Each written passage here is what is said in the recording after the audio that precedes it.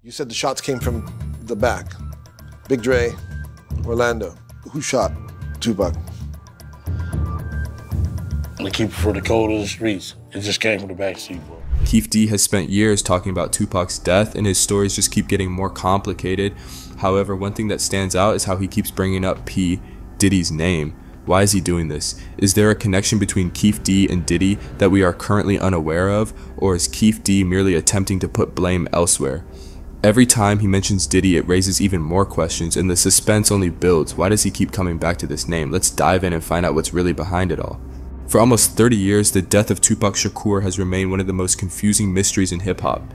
Countless names have been thrown out, numerous theories debated, and accusations thrown in every direction, but through it all, Dwayne Keefe D. Davis's name keeps coming up.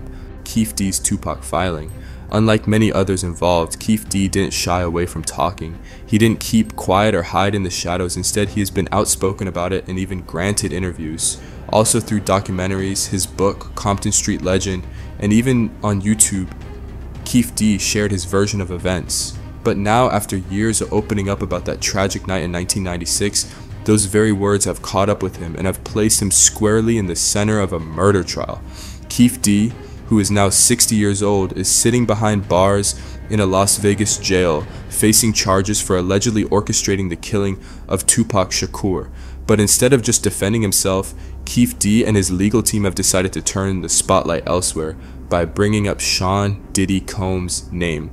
This all started when the tension between the East Coast and West Coast rap groups that had been building for years became a full-blown rivalry. By the mid-90s, Tupac Shakur had become one of its biggest figures and also one of its biggest targets. Then came September 7th, 1996. Las Vegas was alive with energy as fans were at the MGM Grand to watch Mike Tyson's latest fight.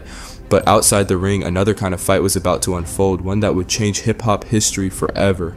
The infamous surveillance footage from the MGM Grand captured Tupac and Suge Knight confronting Orlando Anderson, a known member of the Southside Compton Crips. Anderson had allegedly snatched a Death Row Records chain from one of Tupac's associates just days earlier. Later that night, Tupac and Suge Knight were driving down the Las Vegas Strip in their black BMW when a white Cadillac suddenly pulled up next to them. Without any warning, shots were fired and Tupac was hit several times. Suge was also injured but somehow managed to survive. 6 days later, Tupac passed away from his wounds, leaving the world in shock and still searching for answers. For years, people only speculated and spread rumors as nobody really knew what happened. However, Keefe D intervened, refusing to remain silent about the events of that night, instead telling his version of events. Do you think Keefe D is the key to solving Tupac's death, or is he just adding to the mystery? Keefe D's confessions and arrest. Keefe D has repeatedly opened up about the night Tupac was shot, each time offering new details, more like contradicting himself. In a 2018 interview with The Art of Dialogue, he vividly recalled the moments leading up to the shooting, and he said, "We were coming up Harmon, we were getting ready to turn left, then boom, they just happened to be right there." In his book Compton Street Legend, Keefe D dives deeper into the events, providing more intimate details. In his words, "Orlando was in the back seat, I handed him the strap, he popped the dude." This matched what he had previously told law enforcement in 2008 when he was secretly recorded during a meeting with police. He said yeah, I was in the front seat, I passed the gun to the back. Yet, like many of his stories, there are inconsistencies. In a 2021 interview with Vlad TV, Keefe D claimed that Tupac wasn't even the original target. He said they weren't even aiming for Tupac. They were aiming for Suge, but Tupac made a move, that's when he got hit. However, this story didn't align with what he told the FBI back in 1999. According to FBI documents, Keefe D denied any involvement in Tupac's death. He told agents Anderson was not involved in the shooting or death of Tupac Shakur. Neither I nor my crew had anything to do with it. This constant change of statements has become a serious problem for Keefe D as he faces charges. In September 2023, Las Vegas police arrested Keefe D at his home and formally charged him with the murder of Tupac. His defense team wasted no time fighting back, arguing that Keefe D had struck a deal with the law enforcement in the late 90s. According to Keefe D, the deal promised him immunity in exchange for information about Tupac and Biggie's death. But prosecutors have been quick to push back, stating that there is no official record of such an agreement. Even if there had been, they argue, it wouldn't apply in Nevada. The judge sided with the prosecution, denying Keefe D's motion to have the case dismissed. The Diddy allegations. With Keefe D facing serious charges, his defense team has begun to refocus the case. They're bringing in a much bigger name, which is Sean Diddy Combs, who is presently being charged with racketeering allegations, misconduct, exploitation claims, legal disputes, and civil lawsuits. For years, Keefe D has suggested that Diddy was involved in orchestrating the hit on Tupac and Suge Knight, and now he's using that claim to try to shift the spotlight onto someone with far more fame and power. In his book Compton Street Legend, Keefe D details a chilling meeting at Greenblatt's Deli in Hollywood where he claims Diddy made a direct and disturbing request. According to him, Diddy allegedly said Puff was like, "Man, I want to get rid of them dudes, I'll pay $1 million. This isn't the first time Keefe D has linked Diddy to the murder plot. In an interview with The Art of Dialogue, Keefe D described a moment that followed Tupac's shooting, one that hinted at the panic and confusion surrounding the incident. He claims that after the hit, he and his associates received a call from Diddy himself, who asked, was that us? But perhaps the most revealing and candid statement from Keefe D came during a secretly recorded LAPD interview in 2018. During this conversation, Keefe D opened up more about his feelings regarding Diddy and his role in the events surrounding Tupac's death. Keefe D said with clear frustration, "Yeah, I think he did order the hit. I wish I never met Puff Daddy. I swear to God, he messed up my life, man. I was rich, I was under the radar, now it's all gone." It's clear that Keefe D feels betrayed by Diddy, but his allegation remains unproven. Despite Keefe D's repeated claims Diddy has never been charged in connection with Tupac's murder, he has always denied any involvement and has even gone so far as to publicly distance himself from any suggestion of criminal activity related to the case. Law enforcement has also not officially linked Diddy to Tupac's death. However, the fact that Keefe D continues to bring up Diddy in interviews and court filings means that the public's curiosity and speculation remain high. Could Diddy be the mastermind behind the death of one of hip-hop's most iconic figures? Or is this simply another piece of the mystery that surrounds Tupac's untimely death, one that may never be solved? The ongoing case and Keefe D's trial are slowly revealing more about Tupac Shakur's murder, with Diddy's name continuing to linger in the background. As Keefe D's trial moves forward, the public stays hooked, and the mystery grows deeper with each new detail and accusation that comes to light. The changing of stories. Keefe D's case has always been a complex one, and one of the biggest challenges facing him is his ever-shifting and inconsistent storytelling. Over the years, through a variety of interviews, documentaries, books, and even police recordings, Keefe D has told different versions of the story of Tupac Shakur's death. This has left many confused and has raised serious questions about his credibility, ultimately complicating the legal proceedings surrounding his case.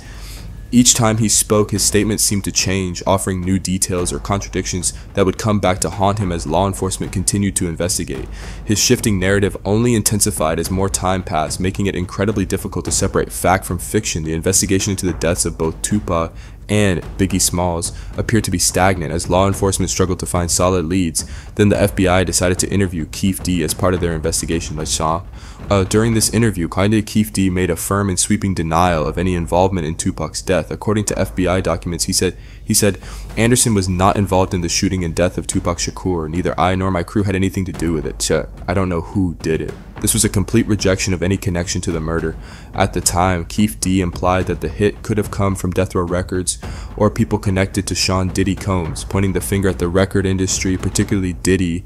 However, law enforcement at that point had no hard evidence to pursue charges, and Keefe D's words seemed to close the door on any involvement, though it was not the last time he would speak about it. Fast forward to 2008, nearly a decade later, and Keefe D found himself caught up in a substance trafficking case.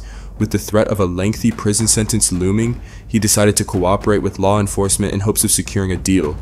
This time, however, his story had dramatically shifted. In a secretly recorded interview with LAPD detective Greg Cotting, Keefe D made a full confession, admitting to being in the car from which the shots were fired at Tupac and Suge Knight. For the first time, he acknowledged his involvement in the murder, even describing the events in detail. "Yeah, I was in the front seat. I passed the gun to the back, guys," Keefe D said. "Orlando was in the back seat. I handed him the strap. He popped the dude." This was a bombshell admission. Keefe D was no longer denying his involvement, but instead providing first-hand details of the shooting. However, as Greg Cotting, an LAPD detective who was assigned to solve the homicide, would later note in his book Murder Rap, Keefe D's story wasn't entirely consistent. Throughout their conversations, he changed minor details. Sometimes he claimed that he handed the gun directly to Orlando Anderson, his nephew. Other times, he said the gun was passed around among the people in the car. These small inconsistencies raised doubts even within the law enforcement community. Despite this, it was clear that Keefe D was admitting to a role in Tupac's murder, which was a major shift from his earlier denials. This would become critical when prosecutors later sought to use his own words against him in the 2023 case. By 2018, Keefe D seemed to feel a sense of confidence. No charges had been filed, and the investigation seemed to have stalled. He had already served time in prison and had been out for years. Therefore, he took a step that many would take when they felt protected from the harsh consequences of the law. He began speaking freely, granting interviews, and discussing the details of the crime. Keefe D appeared in several interviews on platforms like Vlad TV and The Art of Dialogue, openly discussing his role in Tupac's murder. In one of the interviews, he described the moments leading up to the shooting, saying, "We were coming up Harmon, we were getting ready to turn left, then boom, they just happened to be right there."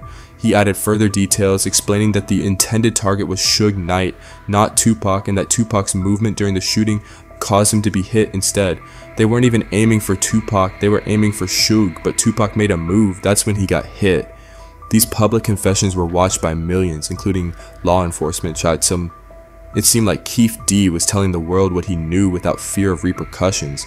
As the years passed, law enforcement took note of his statements, and they became critical evidence when Keefe D was eventually charged in 2023. In 2023, Keefe D was arrested and charged with the murder of Tupac Shakur. This time his legal strategy began to shift dramatically. Despite having openly confessed to his involvement in the murder on multiple occasions, Keefe D's defense team began suggesting that maybe he wasn't the one responsible. They also raised doubts about whether Orlando Anderson was the shooter at all. This was a complete reversal of his earlier admissions. Prosecutors, eager to point out the inconsistency, wasted no time in questioning why Keefe D had changed his story after so many years of publicly admitting his role. His flip-flopping added more confusion to the already complex case, and it raised more questions about the truth behind Tupac's murder. How could someone who had confessed so many times suddenly deny any responsibility? This inconsistency became one of the most significant points in the case, with prosecutors using it to argue that Keefe D was not a reliable witness or source of information. Amid this confusion, Keefe D started blaming Sean Diddy Combs for the incident.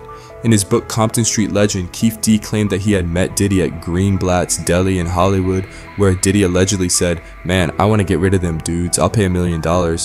Keefe D's legal team took this claim and ran with it, suggesting that Diddy might have been behind the hit on Tupac. Furthermore, Keefe D alleged that after the shooting, he received a call from Diddy asking, like, "Was that us?" This was a bombshell accusation. Keefe D had already shifted blame multiple times, but now he was implicating one of the biggest names in hip-hop. Yet, there was no concrete proof to back up these allegations. Diddy had always denied any involvement in Tupac's murder, and he had never been charged with any crime related to it. The law enforcement community had no official evidence linking him to the crime, leaving Keefe D's claims in the realm of speculation. As Keefe D's case continues to unfold, his inconsistent storytelling has become one of the most significant challenges he faces. Whether his shifting narrative was motivated by a desire to protect himself, to create confusion, or simply because of his evolving understanding of what happened, the result has been the same. As each day passes, the truth seems to slip further away. Keefe D's own words, once used to tie others to the crime, have now turned against him, leaving him tangled in a web of his own making.